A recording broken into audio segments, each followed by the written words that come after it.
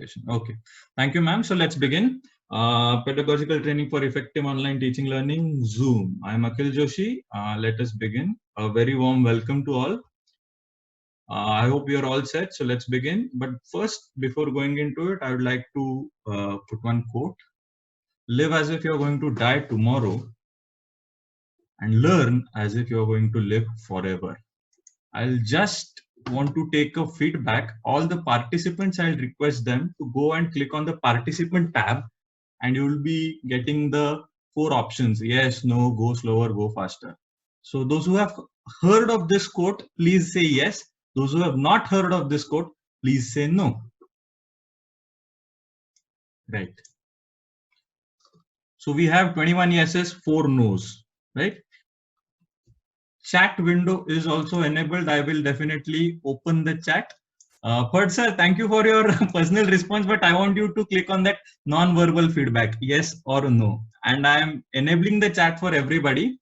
Since I'm conducting a session on Zoom, how do I use Zoom for my own lecture preparation? I want to use all those features, right? So 41 out of 5, 42 out of 5, they're saying 42 saying yes, and some of them are saying, 5 of them are saying no. There are 140 participants and I have not more than 50 lectures. Please don't text to me. I don't want you to type on chat. I want you to click on participants. Click on those participants and go through those options. Yes, no. If you're using your mobile phone, for your benefit, I'll also show it to you on the mobile phone. But I want that number to at least cross 100. That will give me 2 things. One, that people are able to locate the option of a non-verbal feedback, yes, no. And second, people are listening to me. It is more important actually. This is what happens when I am taking a lecture. If the person is not responding, I straight away throw him out of the lecture.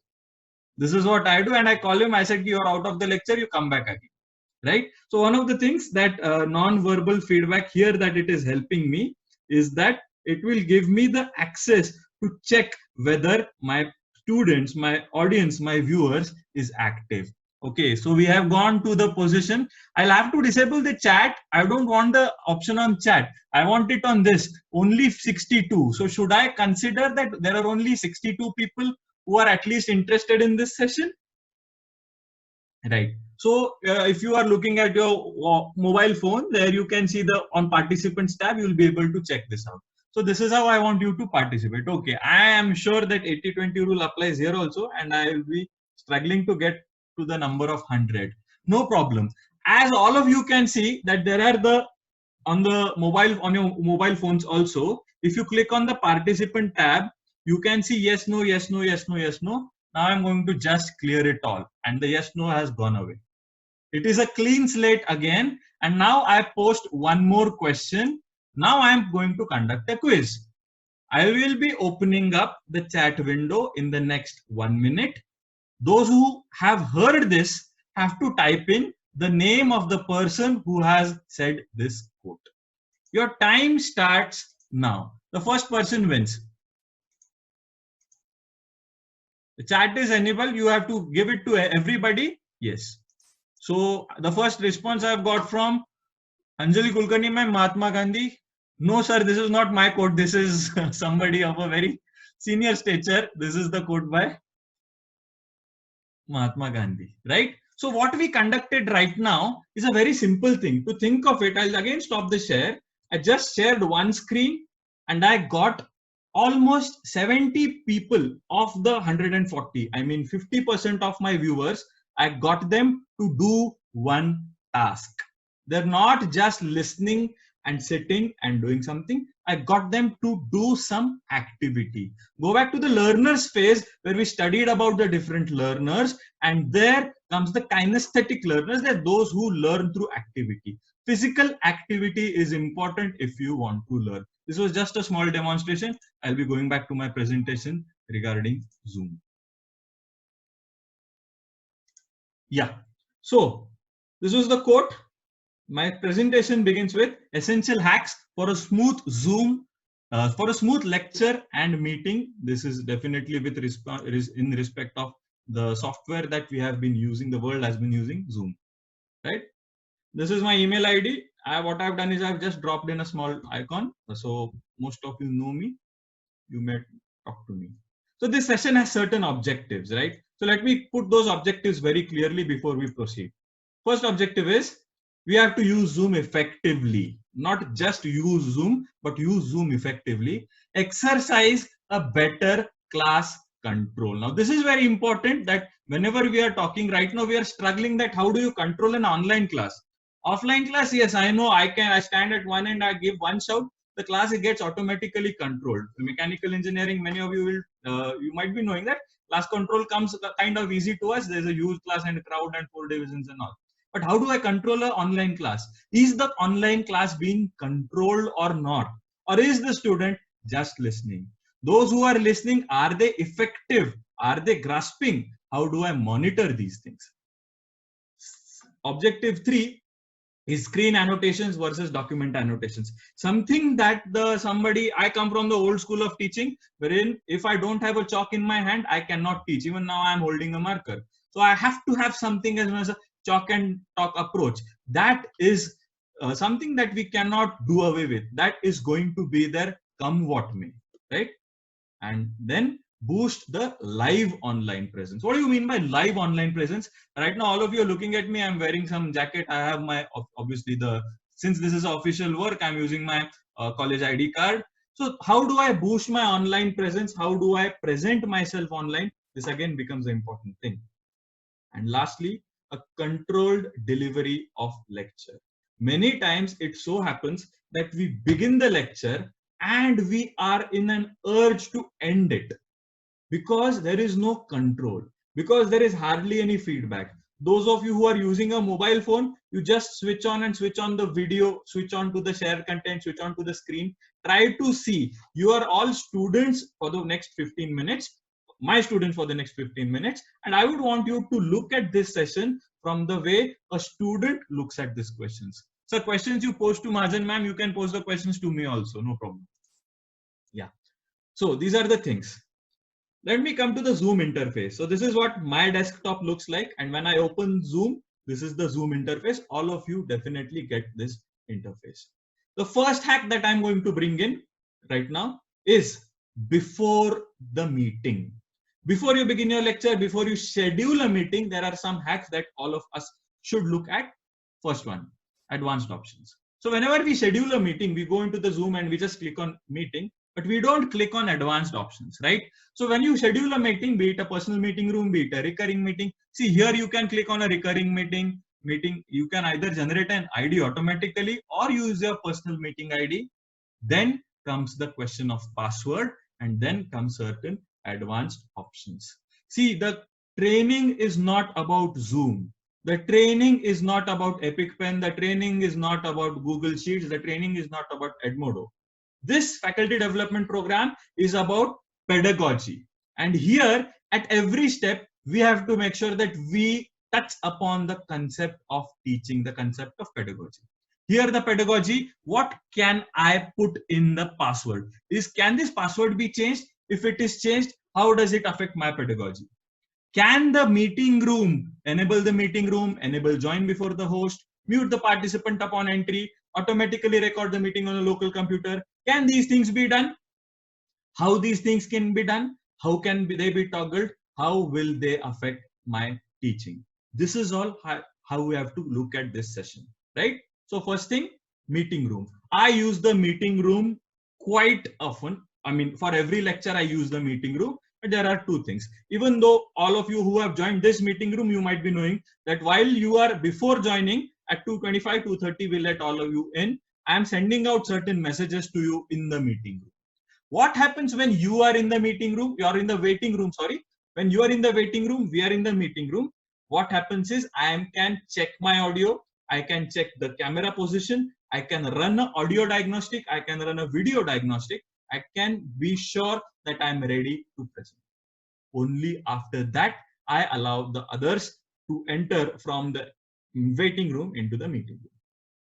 Now, the waiting room can be turned off anytime, even during the meeting. So what essentially I do is I keep the waiting room on, right? So students line up in the waiting room. Then I admit them all at the given time. So 11 a.m. is my lecture. At 11 a.m. everybody comes in and I disable the waiting room. उसके बाद कोई भी आ सकता है. Anybody, the moderator can come in, principal can, sir can come in. Anybody with the link can just walk into my classroom. No problem at all. It will serve as a regular classroom. Right? This is the advantage. Second, I can check my videos like I said before the start of the lecture. It helps avoid awkward situations and it gives a professional approach. What do you mean by a professional approach? And what are those awkward situations? Take the example of this FDP. I can speak freely because they are all ghar ke log hai. We are all family members of RSCOE, so I can talk to all of us.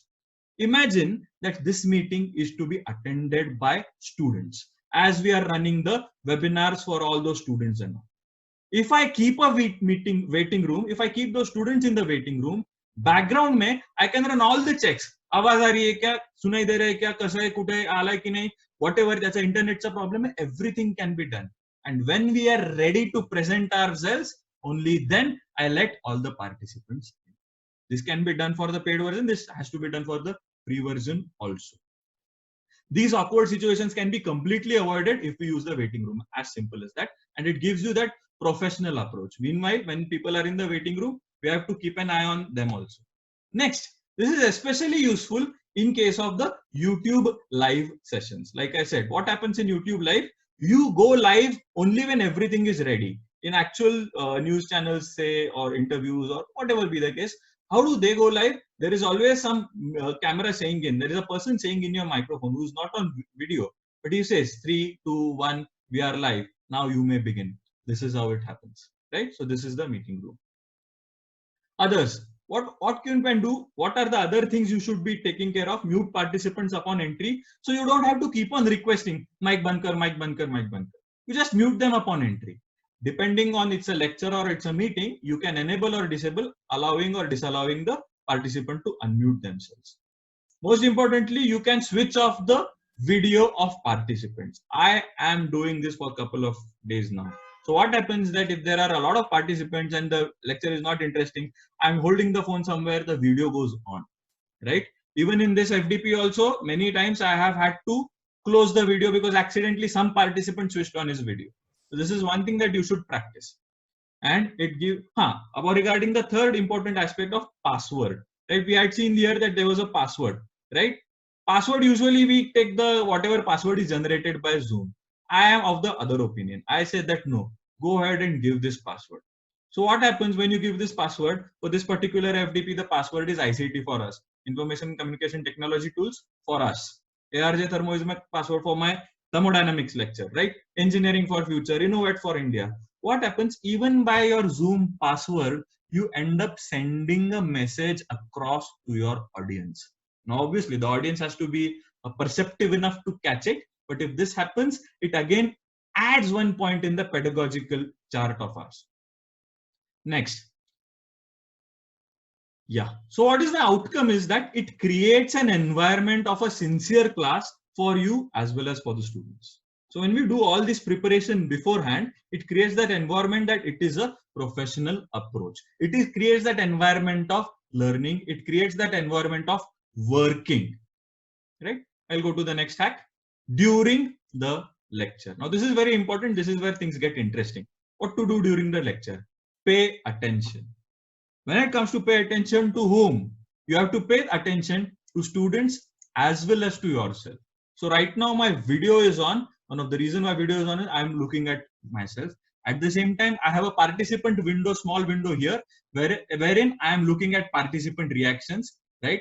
There is also a chat box on. So I'm also looking at chat box. So meanwhile, when these question comes, right, whenever somebody puts a chat, for somebody puts a reaction, whatever be the case, I can acknowledge that. Oh, yes, nice point. And by doing so, by keeping the chat open throughout, by keeping an eye out on the participants, it mimics your original classroom. Now, how do you do that? How do you put that? How do you pay attention? So I'll share my lecture console with you. Console is whatever, how do I conduct my lecture? First is the lecture presentation. I use the tool Journal++.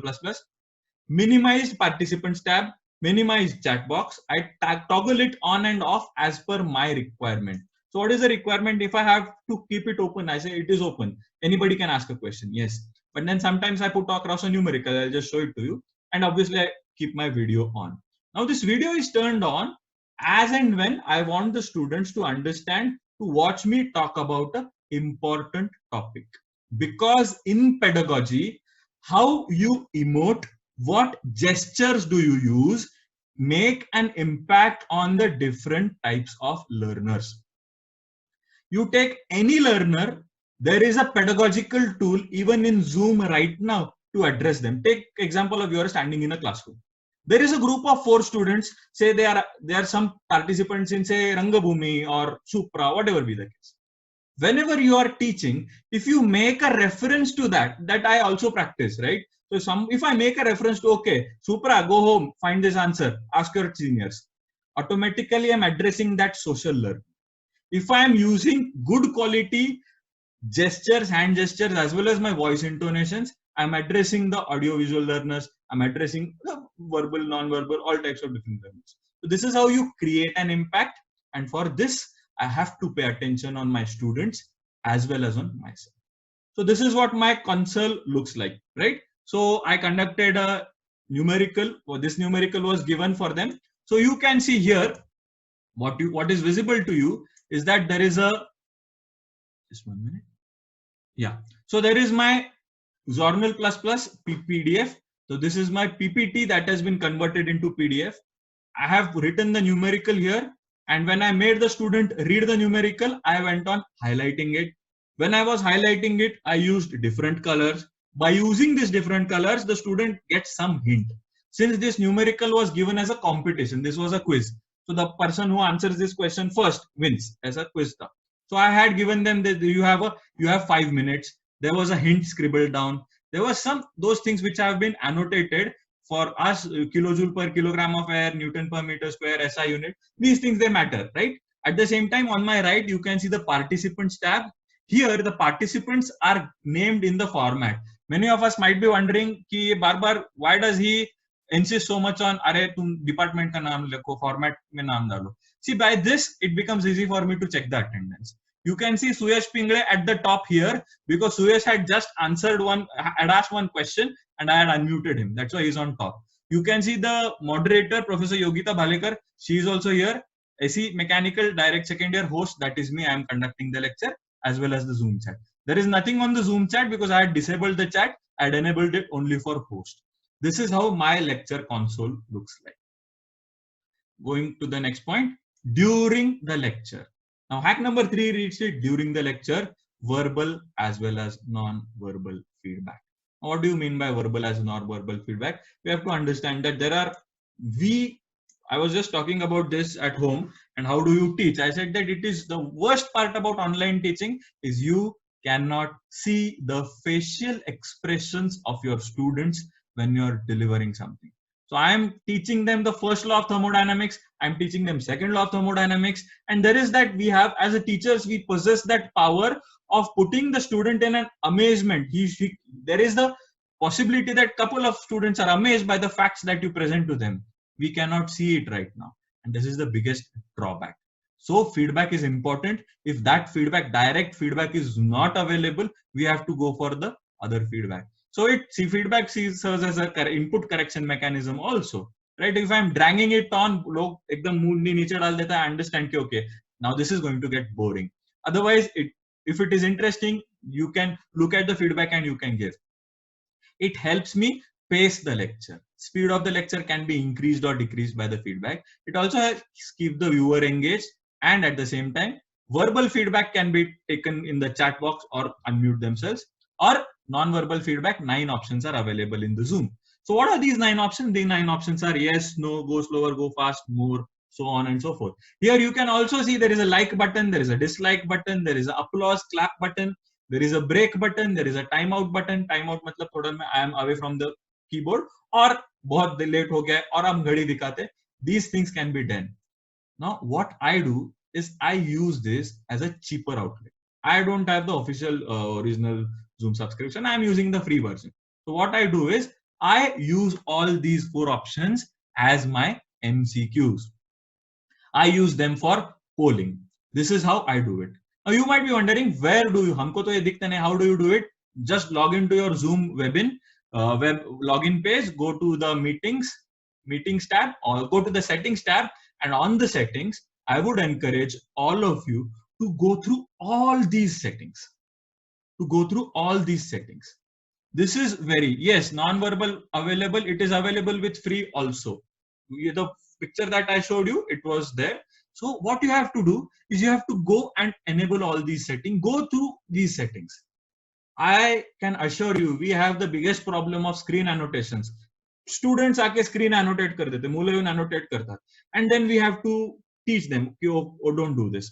I'll tell you honestly from my experience, when we were conducting the first induction program, at that time, every speaker who used to come, I used to go online. I used to tell them, okay, look at the green bar, click on the three dot, click on disable annotations. ये हमने 1 महीने भर तक किया.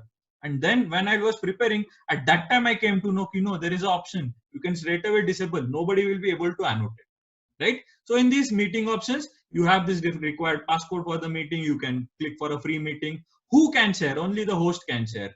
Disable the desktop notifications. Now only the user who is sharing can annotate. Nobody else can annotate. All these annotations can be looked after. You can obviously, saving of content is there. At the same time, there is the non-verbal feedback and there is the meeting reactions. What about regarding the non-verbal feedback? The feedback that you saw, it is non-verbal feedback. Meeting reactions, जो आप मेरे video के ऊपर आप, if at all you are able to see that, then you will be able to. Is there a reaction right now?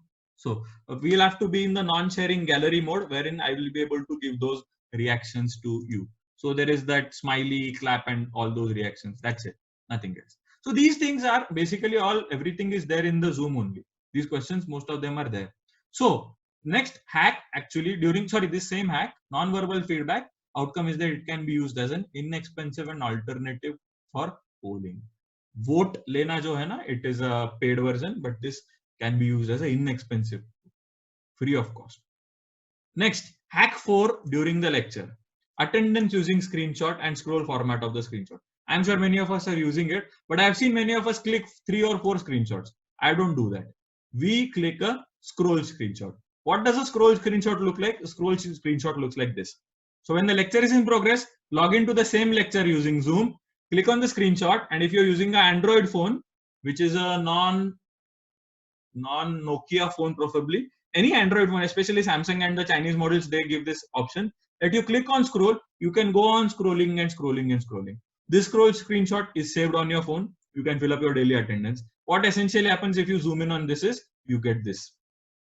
So this is my attendance from today morning only, 11:58 a.m. today. I had a lecture, and this was the online scroll. So here you can see that the Akhil that is written, it is my mobile user. Second year mechanical engineering, this is the desktop user. Akshay Joshi sir was the moderator, and then you will get a list of the students who are attending this lecture. This is the hack. I'll go to the next hack during the lecture. Screen annotations versus document annotations. Something that also troubles me, that when I'm talking about chalk and talk, I have to be able to annotate to explain something, right? So PowerPoint itself, it comes with annotations. So right now I'm able to annotate using PowerPoint. I can annotate in a Zoom. What is the difference between screen annotations and document annotations? If you annotate right now, if you change the screen, annotation remains same. Document annotation, we have seen a fantastic session on Journal++, that gives you the entire direction about document annotation. So screen annotations, document on screen, it remains on screen, and document annotations, it documents and it goes into the PDF. Majorly, note-making softwares like Evernote, OneNote, Journal, etc. are used for this document annotation lectures. And these documents, if you upload it on your Moodle, again, you can say, see, I have already marked it as important for examinations, or marked it as important for a competitive exam, or marked it as important for oral or Viva exam. So these are the things that I'm talking about. I'll go to the next point. The trick is to convert the document, the PPT, into a PDF, then annotate the PDF. After it is, the document is updated with your notes and highlights. And after this has been done, even PowerPoint gives you the options to annotate, but PDF annotation is easy. The simple reason is that Our students, 90% of them do not have a laptop. They are accessing it on a mobile phone. Asking them to download a PowerPoint software and go through it is a slightly difficult thing.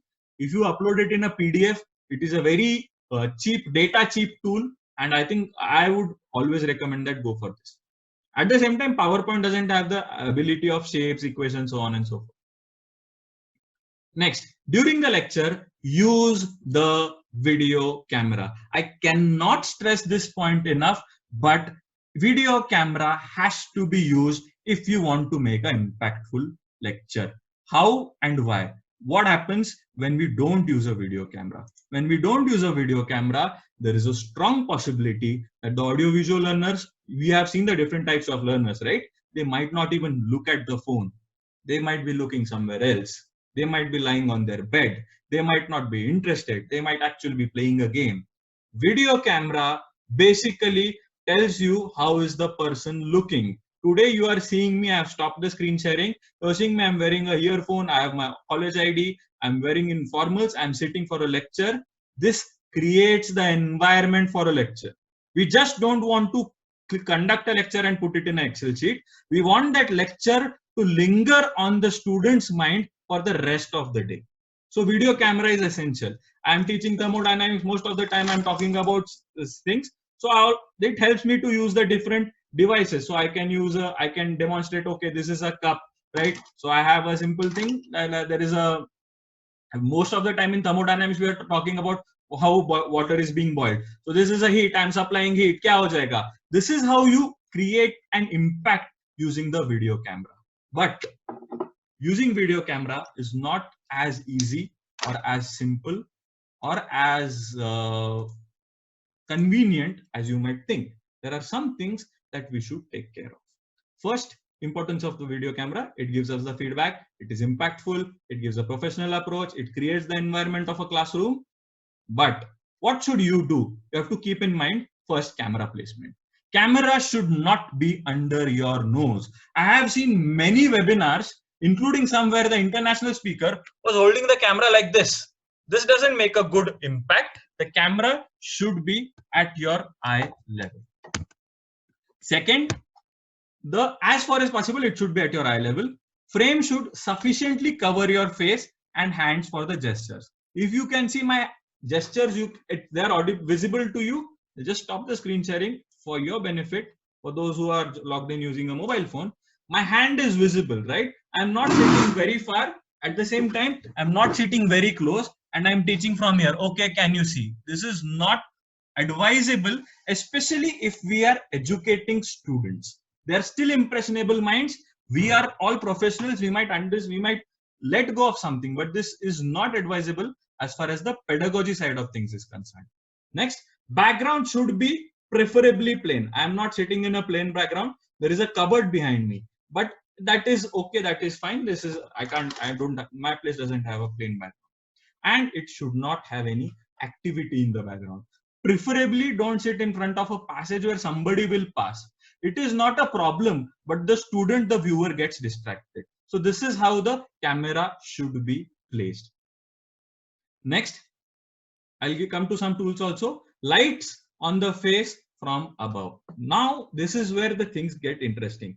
Again, like I said, teaching learning is an art. It's a performing art. So all of you, those who have actually performed some form of say dance or acting or drama or even a musical, गाना भी गाया होगा आप लोगों ने, you might know that everything, the performing art में, all these things matter, right? So to give you a view of how light should not be, it should be on the face, but from the above, you have to check for the glare. See, now you can see a glare in my specs. If I start teaching, this is not going to be an impactful session. But now if I'm looking down, there is no glare in my specs. It helps me. The source of the light shouldn't be in a camera. Right now I've closed the window, but if I start to open this window, this video itself is going to become a problematic video. You won't be enjoying this video, right? So I have to close. I have to make sure that you are watching me clearly, and then I'll begin to deliver my lecture. Next thing that you have to keep in mind, audio settings. This brings me to the last of my hacks regarding audio settings. It is said that you should have a good quality microphone, good quality camera, and whatever be the case.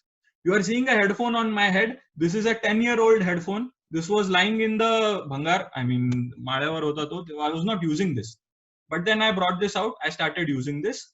This is just doing the work of a headphone. There is no mic. There is a microphone, but my laptop doesn't have that facility to connect a separate microphone. Zero investment hai. This is all actually I was about to throw it away in e-waste, but I'm using it. Why I'm using it? Audio settings. I am using it for a good audio. It doesn't trouble me. At the same time, something else, some extra thing regarding audio clarity. You sit in a wall facing a corner, right? You sit in a corner facing the wall. Sorry. And the corner helps the mic to catch your maximum. I'll be sharing a photograph of my setup also. So you have to speak a little slower with some repetitions for important points. So what happens is, many times it happens when we are listening, right? We feel that there is a lag, but then after that the sentence has been rushed through. So jab kabhi bhi we are going to deliver an important point, make sure that you speak in a slightly slower tone. Doesn't mean you have to lower your speed of delivery or content or anything, but this network lag we have to overcome by making sure that the voice is clear, the voice is in a good pace that is legible, that is audible. So yeah, so this is the setup that you are looking at. This is my camera that I'm facing. I have an extra screen. I use it as a screen sometimes as a recording, and I am sitting in a corner. Sitting in this corner gives me the benefit of my controlling my voice, increasing it, raising it, because it creates the audio studio effect. This is regarding the 8 hack, and the most important hack: form your own standard operating procedure and keep it written. So I also have a SOP written, what I am going to do in a lecture, 1, 2, 3, 4. These 4 points have to be followed. It is just like an aircraft standard operating procedure. SOP, if it is there, it helps us the online presence. For example, you want to record a lecture, you want to introduce something, all these things go into this part. And lastly, yeah, online pedagogy is here to stay. It is not going anywhere. The more you click, the more you will click. Thank you. I'll take questions on Zoom now. Thank you, sir, for this wonderful and energetic session. I hope all the participants had enjoyed this session. If you like, say yes. If you don't like, say no. There is one question. Yes, ma'am. Yes, ma'am. The non-verbal feedback is open. Please make sure that you use that non-verbal feedback. Yes, ma'am. Please go ahead with the questions. Yeah. So one question is there: how will you ensure that students are not viewing others' video and paying attention to you? Yeah. So basically, there is, see, this question regarding what is the student doing when I am conducting a lecture. There is a concept of cold calling. I wouldn't want to do it right now for preventing some embarrassment, but if suppose I was to go and just cold call, I'll just so cold call anybody, I'll just go in and call them out. How are you doing? Okay. So Kishore sir has Kishore Baldan sir. So Kishore Baldan sir, how did you like this lecture? You can unmute yourself, sir. So he'll be able to unmute himself and he will be talking. So this is how you are going to go into that cold calling concept. It is a risk that we have to take, because sometimes it gets that nobody is answering, sometimes everybody is answering. So SOPs they put in, and then that is how you can go. Yeah. Next question, ma'am. Yeah. How to share multiple screen or swapping of screen in lecture? Yeah. So when you're going to share screen, just click on share screen. And when you click on share screen, there are 2 options. One, you share your entire screen. So आप computer में कुछ भी करोगे वो बच्चे को दिखेगा. And second, you select the particular window. Zoom gives you this option. I always say that share the window, do not share your screens, because online screen ethics, online screen habits have to be inculcated in all of us, so that we don't share something that should not be shared with the student. So you open the window, click on share, and they can be shared, no problem. For toggling, obviously you have to click on share and do it multiple times. Yes, ma'am. Yeah. One more question is there. Please tell about the screenshot of full class attendance at a time. That I think screenshot of full class attendance is very simple. Right now, if you can see the video, right? My screenshot gesture is I click a take a 3-point. And on the top, it gives me an option of screenshot. If I click on scroll, it goes on scrolling. I'll share this video on the Moodle, ma'am. It is a little difficult to show it on desktop. I'll share it on Moodle, definitely. Yeah. So there is no way of taking attendance on desktop, sir. Desktop पे screenshot लेना मुश्किल जाता है. You might record the entire screen, but mobile phone is the best because वो photograph with timestamp remains same. Ma'am, there are some questions that have been posted privately to me. I'll go for that. Okay, Google sir. Meet. So Google Meet, we are going to have a special session delivered tomorrow. So I won't be taking any question on Google Meet. Difference between recurring and non-recurring meeting is recurring meeting. If you click on recurring meeting, you can join that meeting anytime. As simple as that. And non-recurring meeting is after that time is passed, the meeting ID is expired. So if you click a recurring meeting, the meeting ID stays with you forever, for a very long time actually. Other questions are not there.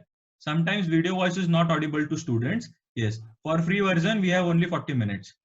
Meeting does not get recorded properly. Yeah, meeting for the free version, we have a problem for recording the lecture. I use OBS. I don't use Zoom recording because of OBS, it helps me. Is Zoom Chinese? Zoom is registered in the United States of America. Zoom is as Chinese as Google is, probably. It has a lot of some investment, Chinese investment, but that's it. There is another question. Okay, so these are the questions which have been posted. I will be definitely creating a forum and I'll be answering those questions after also, if at all I've missed. I'm sorry I have to rush this because I have to go for the next two also. Shall I begin, ma'am? Or are there any questions? Question, sorry? there is one question regarding annotation. Yeah. So, sir, regarding the annotation, I showed you in the PPT what you are supposed to do is that. Any problem that most of the time we share the PPT file and then immediately people start that like window it comes. We remove this window from here. Right. So, when I was talking about these annotations in the Zoom web login, it teaches you more than the Zoom app.